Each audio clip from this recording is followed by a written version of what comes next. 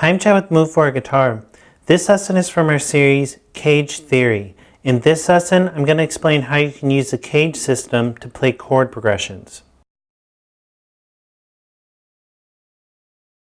First off, if you like all the diagrams for this series, including the diagrams for this lesson, you can download our free e-guide, CAGED Theory. But I am working on it as I'm filming this lesson, so it might not be available as you're watching this lesson. If it is available, a link will pop up on the screen that'll allow you to download it. And like I said, it's free, so there's no reason not to download it when it is available. This is part 4 from our series, CAGED Theory. If you'd like to go back and start at the beginning, you can click the link on the screen. So we've gone through the first steps of learning the CAGED system, which is really basic, and that's learning how to take open chords and turn them into movable chords. And we did that with major and minor chords, so already you have a lot of information that's really valuable.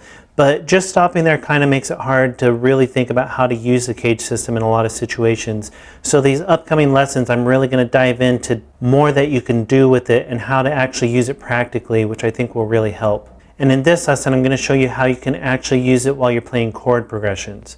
So we're just going to take a simple chord progression in the key of C. It wouldn't really matter what this chord progression was. You can do this with any chord progression. I'm just keeping a simple chord progression to show you how this can work. So we're going to take a 1, 3, 4, 5 in the key of C, which would be C, E minor, F, G. So typical thing that you might do right away if you saw this chord progression is play open chords. You play C major open chord, E minor open chord, F major open chord, and G major open chord. And that's fine, there's nothing wrong with that. But now I'm going to show you more options of ways that you can actually play this in any spot on the fretboard. So the first thing you might do once you learn bar chords is just play the two basic bar chords that you know, which are the E shapes and the A shapes. So the E major shape, A major shape, E minor shape, A minor shape. Those are typically the first bar chords that you learn. So if you're going to play this with bar chords, you might start right here, play a C major bar chord using the A shape. Then to get to E minor, you might jump up to here with the A minor shape. Then to get to F, you might jump up another half step and play the A shape.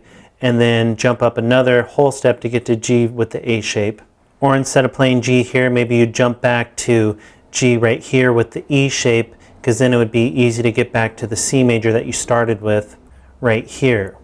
Or maybe you'd play the C major right here with the E shape and then do a different combination between E shapes and A shapes. And that's fine too. That's a good starting place when you're playing bar chords, and sometimes that's appropriate for the situation. Maybe it's the best thing for the situation.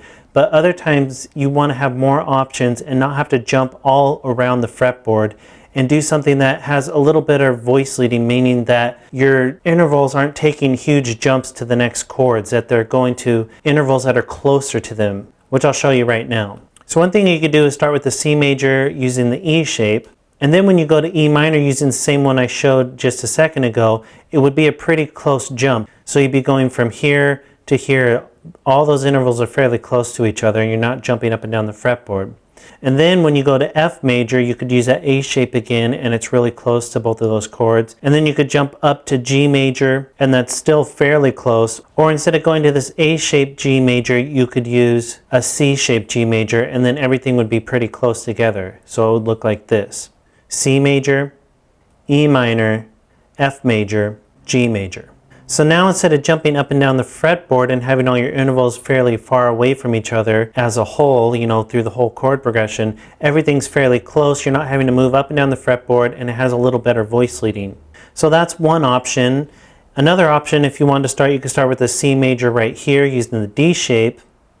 Go to an E minor using a simplified version of the G minor shape. It's the one that's leaving off the root. The root would be right here, but we left off the lowest root, so it's actually an inversion. And then from E minor using the G minor shape, you could jump up to an F major using the G major shape, and this again is leaving out the two lowest notes, so you're leaving out the lowest root and this third that was right here to give a simplified version of it with the higher notes. And then from there you could jump up to a G major using the exact same shape, or instead of jumping to that G major up there, you could have gone to a G major using the A shape, which everything would have been fairly close together, again using a better voice leading. And these are just some options. You could do this in lots of different spots on the fretboard, And you don't always have to keep everything close together. Sometimes it sounds better to have bigger jumps between chords. But now at least if you do want to keep it close together, you can, and have closer voice leading. Or even if you want to jump around more because it fits the sound of the song or the sound you're going for, at least now you have more options. You're not just stuck with open chords or just the basic bar chords. You can play pretty much anywhere up and down the whole fretboard using the CAGED system. So that's how you can use the CAGED system to play chord progressions. Go ahead and move on to the next lesson where I'm going to show you how to find triads using the CAGED system. And be sure to download the e-guide. All these diagrams are in there. And be sure to subscribe because we had at least one new lesson every day.